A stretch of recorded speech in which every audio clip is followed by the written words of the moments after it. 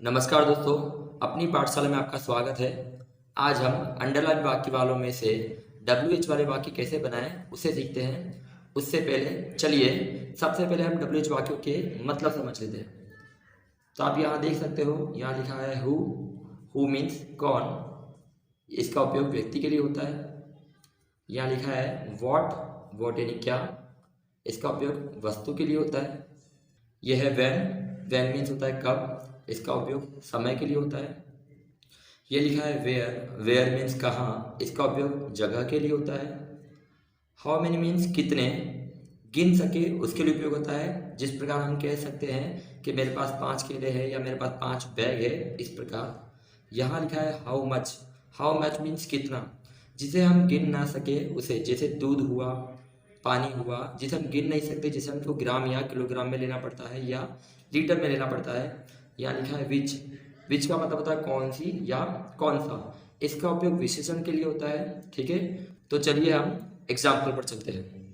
तो चलिए दूसरे वाक्य को समझते हैं। यहाँ लिखा हुआ है Vivek was writing a poem last night. ध्यान दीजिएगा, लिखा है Vivek was writing a poem last night. Vivek एक व्यक्ति है, यानी ये सब्जेक्ट है, यही क्रिया कर रहा है, तो विवेक की जगह आएगा हु। क्या आएगा? हु। सबसे पहले लिखेंगे हम हु।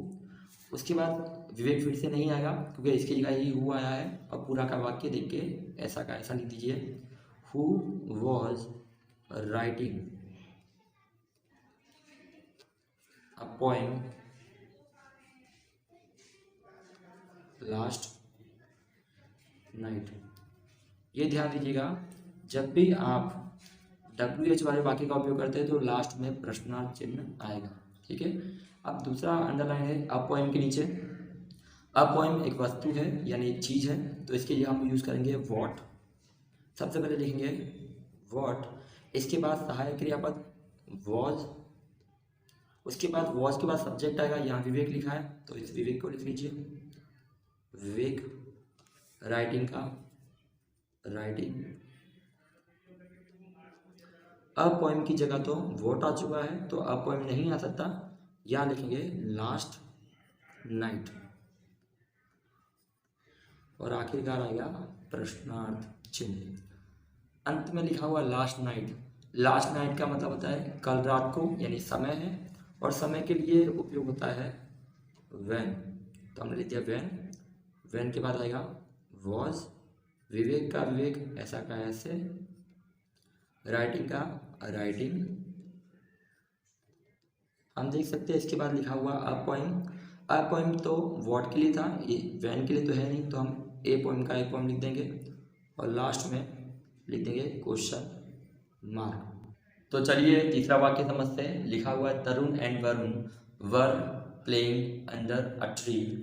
तरुण एंड वरुण व्यक्तियों के नाम है। यदि व्यक्तियों के नाम है तो आपको हु का उपयोग करना चाहिए, तो हम यहाँ लगाएंगे हु। यदि तरुण और वरुण की जगह हु आ चुका है तो अब कुछ नहीं आएगा, वर का वर। उसके बाद प्लेइंग अंडर अ ट्री और अंत में आएगा क्वेश्चन मार्क। ध्यान दीजिएगा, व्यक्ति की जगह पे हु आता है, उसके बाद जैसी लाइन होती है वैसी की वैसी लाइन उतार दीजिएगा। यहाँ देख सकते हैं लिखा हुआ है under a tree. Under a tree का मतलब होता है पेड़ के नीचे। तो हम पूछ सकते हैं कहाँ, और कहाँ के लिए उपयोग होगा वेयर। सबसे पहले लिखेंगे हम वेयर। उसके बाद होगा सहायक क्रियापद का उपयोग, यानी यहाँ पे आएगा वर। उसके बाद कर्ता आएगा। कर्ता का मतलब कौन? जो व्यक्ति होता है, तरुण एंड वरुण। तो हम यहाँ पे लिख देंगे तरुण एंड वरुण। उसके बाद लिखेंगे प्लेइंग। और आपको पता है अंडर अ ट्री की जगह तो हमने वेयर लगाया ही, अंत में आएगा प्रश्नार्थ वाक्य। तो चलिए अगले वाक्य को समझते हैं। अगला वाक्य कुछ इस प्रकार है, the farmer was working in the field. The farmer एक व्यक्ति है और व्यक्ति के लिए उपयोग होता है हु का, तो हम यहाँ लिखेंगे हु। ठीक है, उसके बाद हम ये वॉज लेंगे तो हमने लिख दिया वॉज। उसके बाद वर्किंग का वर्किंग। इसके बाद आएगा अंत में इन द फील्ड। और आपको पता ही है इसको लिखने के बाद आपको प्रश्नार्थ चिन्ह लगाना होगा, तो आप प्रश्नार्थ चिन्ह लगा दीजिए। ठीक है, अब लिखा है इन द फील्ड, यानी फील्ड में यानी खेत में या क्षेत्र में, तो कहाँ, तो हम बोलेंगे क्षेत्र में, यानी यहाँ पे भी वेयर का उपयोग होगा। सबसे पहले लिखेंगे हम वेयर, उसके बाद सहायक क्रियापद के रूप में वॉज आएगा, तो हमने वॉज कर दिया। उसके बाद द फार्मर का, द फार्मर,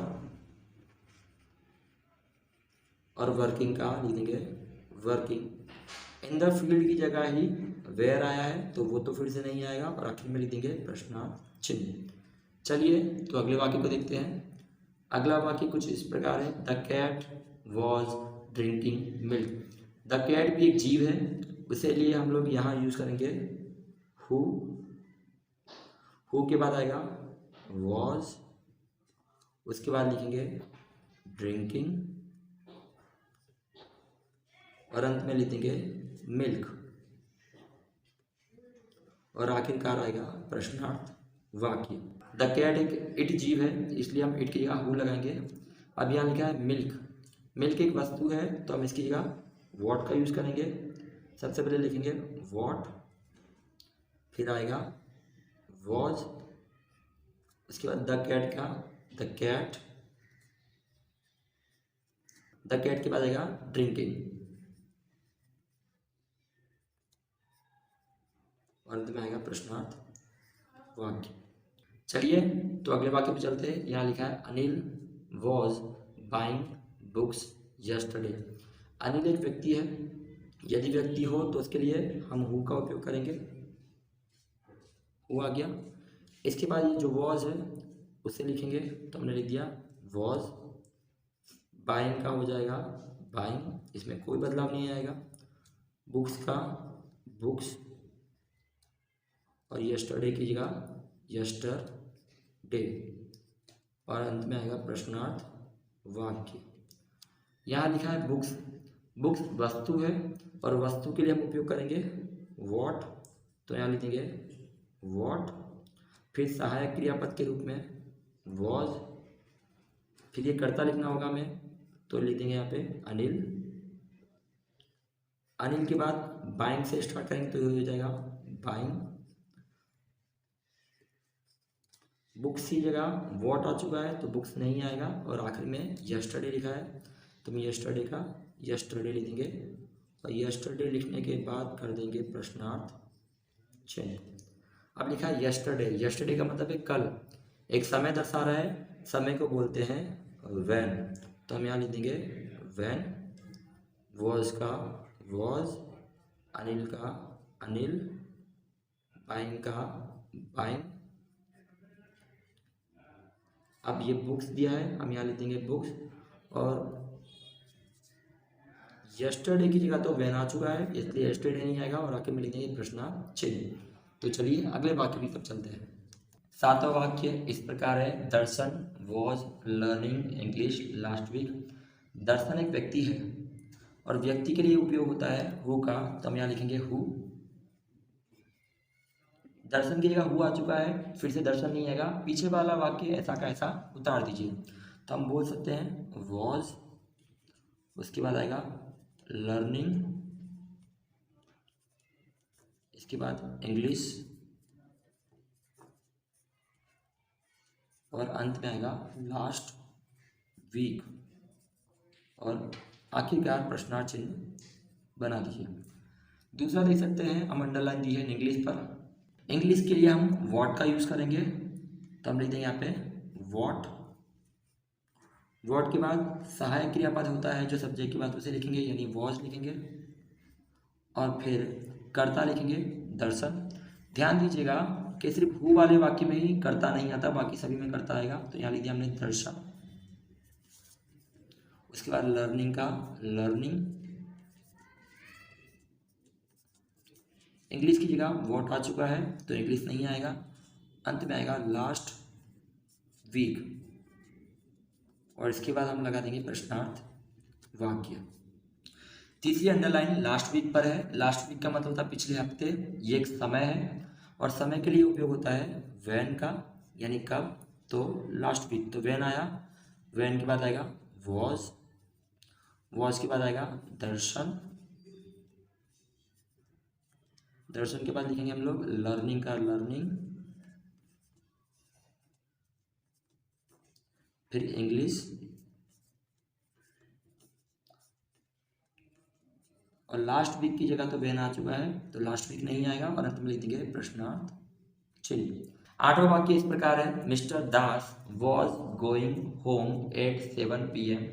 मिस्टर दास एक व्यक्ति है तो इसके लिए हम लोग हु का उपयोग करेंगे, तो सबसे पहले लिख देंगे हु। उसके बाद मिस्टर दास नहीं आ सकता, मिस्टर दास की जगह ही हु आया है। उसके बाद लिखेंगे वॉज, गोइंग का गोइंग, होम का होम,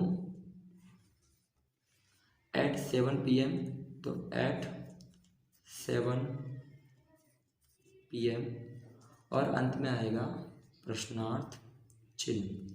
ठीक है, दूसरी अंडरलाइन होम पर है, होम का मतलब घर होता है। लिखा है mister Das was going home at 7 PM। Mister Das 7 बजे घर जा रहे थे, तो होम का मतलब एक जगह है, घर जा रहे थे तो हम लिखेंगे वेयर, तो यहाँ लिख दिया हमने वेयर। वेयर के बाद सहायक क्रियापद के रूप में वॉज आएगा तो हमने लिख दिया वॉज। इसके बाद हम सब्जेक्ट लिखेंगे यानी मिस्टर दास, तो हम यहाँ लिख देंगे मिस्टर दास। मिस्टर दास के बाद मेन क्रियापद आएगा जिसको ING लगा है तो हम लिख देंगे गोइंग। होम की जगह वेयर आ चुका है तो होम नहीं आएगा, अंत में आएगा एट 7 PM, और अंत में आएगा प्रश्नार्थ चिन्ह। एट 7 PM समय है, समय के लिए उपयोग होता है व्हेन, तो हमने लिख दिया व्हेन। उसके बाद सहायक क्रियापद के रूप में वॉज, तो हमने लिख दिया वॉज। मिस्टर दास का मिस्टर दास, गोइंग का गोइंग, होम लिखा है तो होम लिखेंगे हम, और हम जानते हैं एट 7 PM की जगह ही वैन आया है तो उसे नहीं लिखेंगे, और अंत में लिख देंगे प्रश्नार्थ चिन्ह। 9वां वाक्य कुछ इस प्रकार है, Harsh and Mandar were playing in the classroom. ध्यान दीजिएगा हर्ष एंड मंदार ये दोनों व्यक्ति हैं, और व्यक्ति के लिए उपयोग होता है हु, तो हम यहाँ लिख देंगे हु, फिर लिखेंगे वर प्लेइंग इन द क्लासरूम,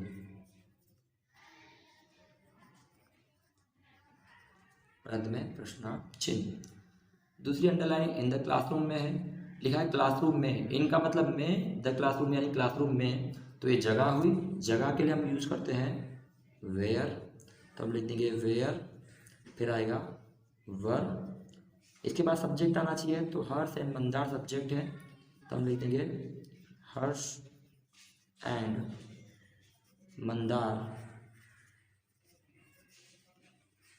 उसके बाद मेन क्रियापद को ING तो लिख देंगे प्लेइंग। इन द क्लासरूम की जगह वेयर आया है तो वो नहीं आ सकता, और यहाँ लिख देंगे प्रश्नार्थ चिन्ह।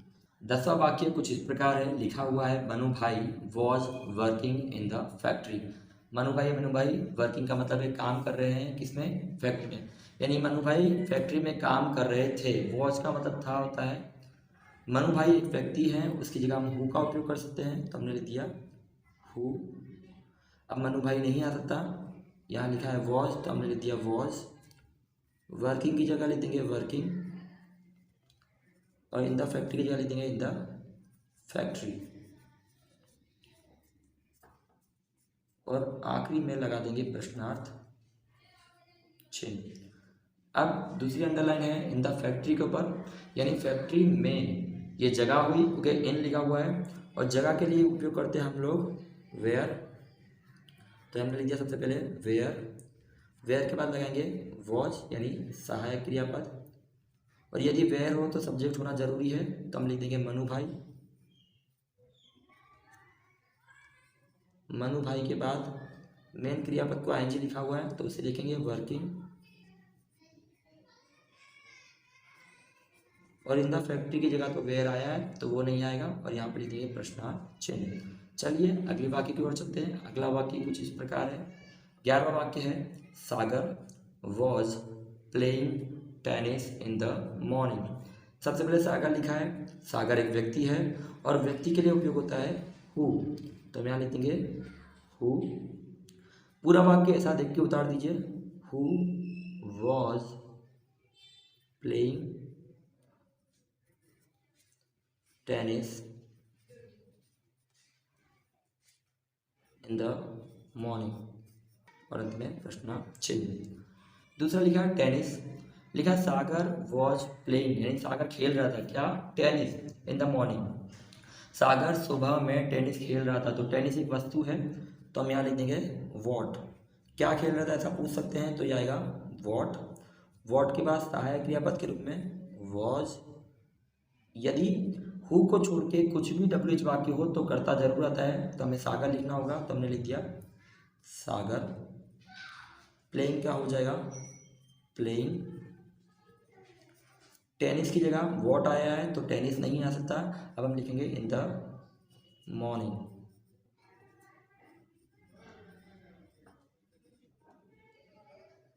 और अंत में प्रश्नार्थ चिन्ह। यहाँ लिखा है इन the morning. In the morning का मतलब है सुबह में, यानी एक समय है। समय के लिए अब उपयोग करते हैं हम लोग वैन। सबसे पहले वैन लिखेंगे, वैन के बाद सहायक क्रियापद के रूप में वॉज लिखेंगे, फिर आएगा सागर। सागर के बाद लिखेंगे हम लोग playing,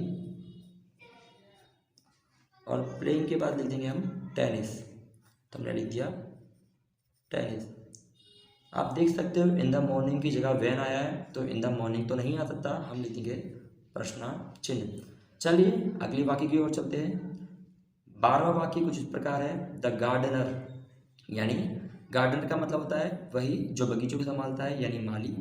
was arranging the flowers, यानी फूलों को अरेंज कर रहा है, इन द वास, वास में यस्टरडे यानी कल, यानी वो कल फूलों को वास में अरेंज कर रहा था। द गार्डनर एक व्यक्ति है, द गार्डनर की जगह उपयोग करेंगे हम लोग हु का, तो हमने लिख दिया हु। इसी की जगह हु आ चुका है। अब बचा हुआ वाक्य ऐसा कैसा लिख दीजिए, तो who was arranging the flowers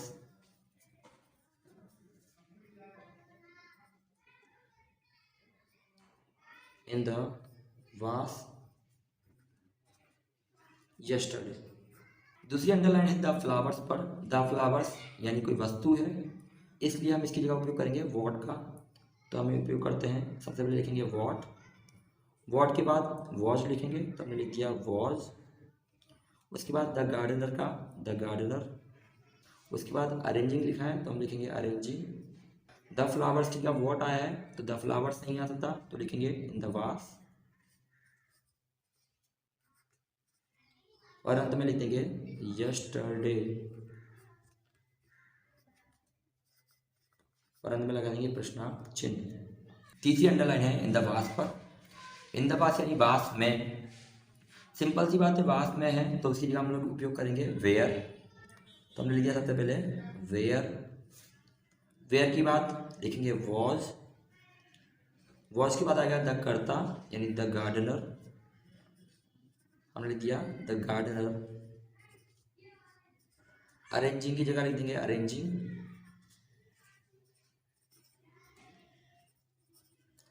the flowers लिखा है तो द फ्लावर्स लिख देंगे।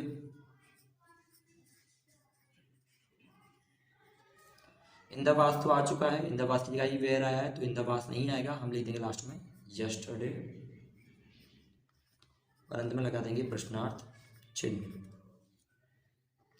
अंत में लिखा हुआ है यस्टरडे। यस्टरडे का मतलब है कल, यानी समय है, और समय के लिए उपयोग करते हैं हम लोग वैन का, तो हम लिखेंगे वैन। वैन के बाद आएगा वॉज, वॉज के बाद कर्ता द गार्डनर,